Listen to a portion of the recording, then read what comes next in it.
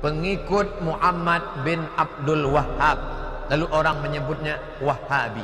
Tapi karena nama ini, oh Ustaz jangan sebut-sebut Wahabi. Yang ngomong gitu bukan saya. Yang ngomong begitu langsung saudara kandung Muhammad bin Abdul Wahhab. Namanya siapa? Sulaiman bin Abdul Wahhab. Menulis buku menolak saudaranya. Dia sebut Wahabi. Mufti Makkah namanya Syekh Zaini Dahlan. Bukan saya, jangan marah sama saya. Syekh Zaini Dahlan menulis buku Fitnatul Wahhabiyah. Dia sebut. Tapi karena nama ini sudah terjelek, jelek, maka dirubah casing, signalnya sama, disebut dengan Salafi. Nah, jadi kalau mengaku-ngaku salaf, bertindaklah dengan akhlak salaf, menghormati orang salaf. Kalau ada yang tak cocok, ya dialog, jangan hujat menghujat, menghormati orang. Fitnah-fitnah seperti ini sepanjang zaman berkelanjutan. Nanti akan lagi di zaman sekarang ini nanti akan lahir ada orang nanti yang bergelar besar mufti Syafi'iyah di Makkah yang membuat fitnah terhadap dakwah mengembalikan kepada pemahaman salaf ini dengan mengatakan mereka menghalalkan darah seluruh orang yang tak sepakat dengannya. Dalam kitabnya Fitnatul Wahhabiyah, ini kitab penuh dengan fitnah dan dusta. Sebab perkataan seseorang bukan diambil dari lawannya, diambil dari bukunya sendiri.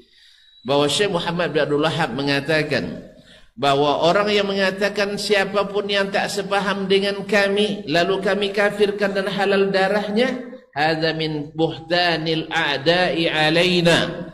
Ini adalah dusta para orang yang memusuhi dakwah ini, liyasrifun nas an dinillahil haqq, untuk memalingkan orang dari dakwah agama Allah yang benar. Mana kena kandungan uangnya langsung atau musuhnya? Ia kan manhaj seorang dari dia. Kemudian ada yang mengatakan kalau dia, oh dia dusta. Subhanallah. Nah, kalau lah baca itu dusta, ente balik ke zaman Nabi. Dulu Nabi dusta je nyuang.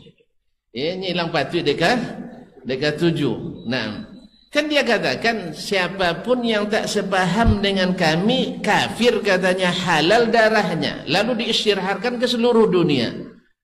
Kan itu yang diisytiharkan sehingga orang termakan oleh fitnahnya. Hati-hati dengan gerakan ini. So, ini bukan gerakan, ini adalah agama, bukan gerakan. Gerakan itu ada SDADART-nya, ada yayasannya.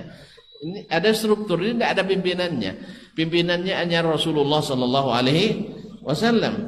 Ya sampai pulang membagi. Berarti kalau ikut siapa? Ikut Ustaz Ahmad, ikut Ustaz Ismail atau Ustaz? Tidak, kita tidak pernah mengaitkan dengan pribadi, mengaitkannya dengan Rasulullah sallallahu alaihi wasallam. Bila Imam Ahmad salah, kita tinggalkan waktu dia salah. Bila Imam Muhammad Ismail salah, kita tinggalkan waktu salahnya.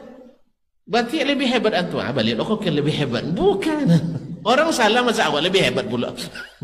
Orang yang salah masa kita lebih hebat. Di mana pula datang rumus itu? Jadi difitnah.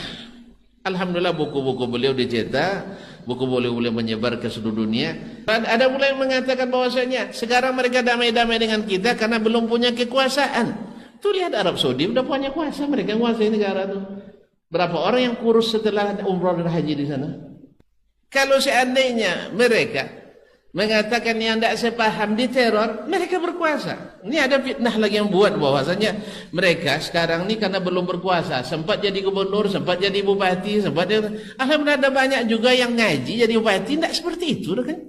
Karena kita punya dhawabit kaum muslimin. Jangankan orang Islam, orang kafir sendiri dalam akidah kita tidak boleh dibunuh.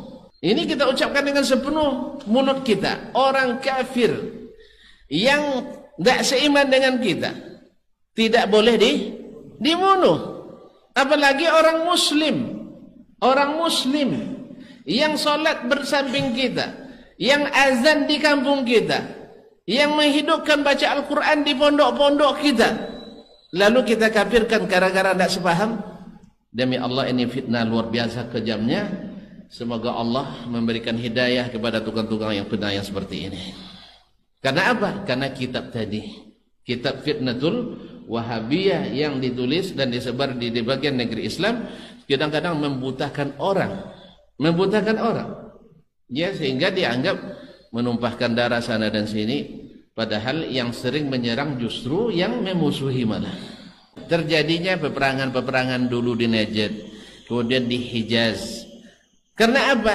Seperti kata Syekh, wala nuharibu illa man harabana, wala nuqatilu illa man qatalana. Kita tidak pernah memulai berperang kecuali kita diserang. Coba lihat, yang selalu menyerang siapa?